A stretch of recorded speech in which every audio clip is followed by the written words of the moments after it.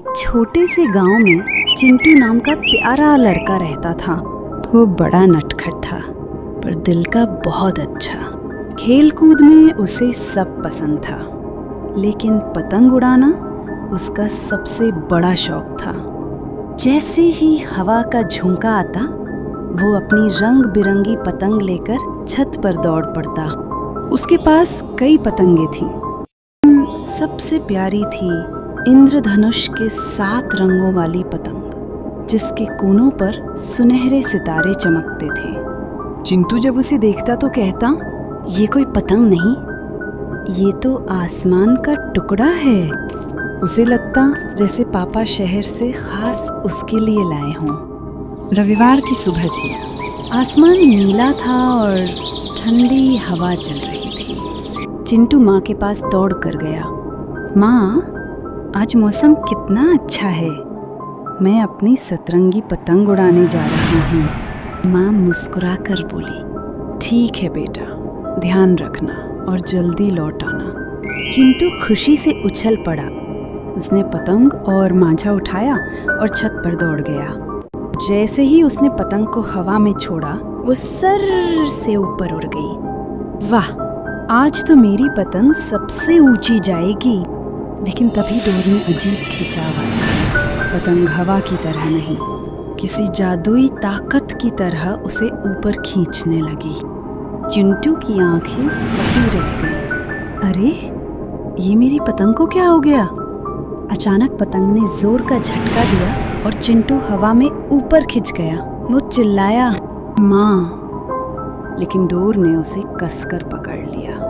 नीचे गांव खिलौनों जैसा छोटा होता जा रहा था। बादलों के बीच से गुजरते हुए वह डर और रोमांच में डूब गया। एक बादल को छूते ही वो हंस पड़ा। वाह, ये तो मलाई जैसा है। फिर उसने ऊपर देखा। सामने सुनहरे दरवाजे पर चांद सितारे चमक रहे थे। दरवाजे से रोशनी और मधुर संगीत बाहर आ रहा था। पतंग दरवाजे की तरफ बढ़ी और धीरे से खुल गया।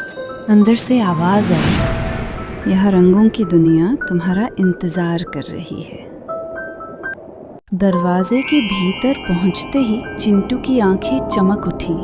जमीन बादलों की थी, गुलाबी, नीली, सुनहरी। आसमान हल्का नारंगी था और उसमें 3 सूरज चमक रहे थे। तभी हंसी सुनाई दी।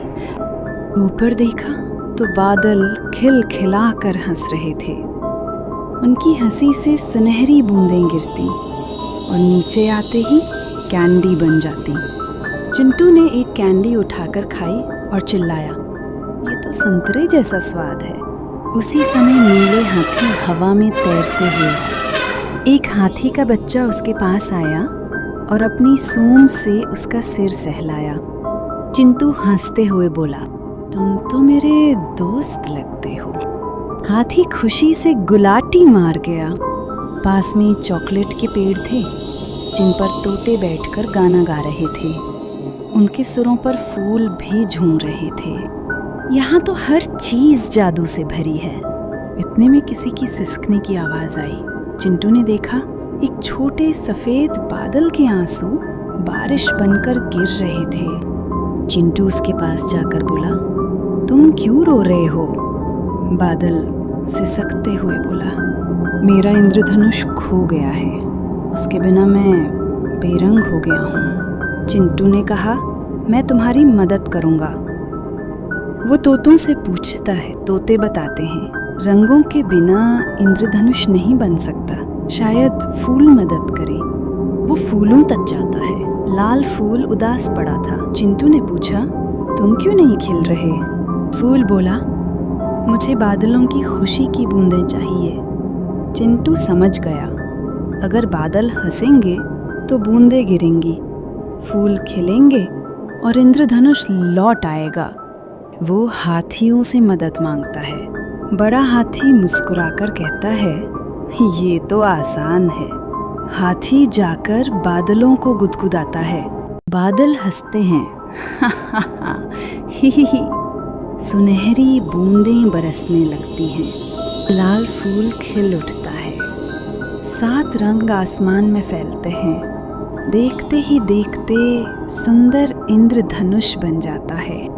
बादल खुशी से झूम उठते हैं। छोटा बादल कहता है, धन्यवाद, तुमने मेरी दुनिया में रंग भर दिए। जादुई दुनिया के सभी जीव चिंटू के चारों ओर इकट्ठा हो गए। हाथी सूंड उठाकर सलाम करते हैं, तोते थैंक यू गाना गाते हैं और बादल कैंडी की बारिश करते हैं।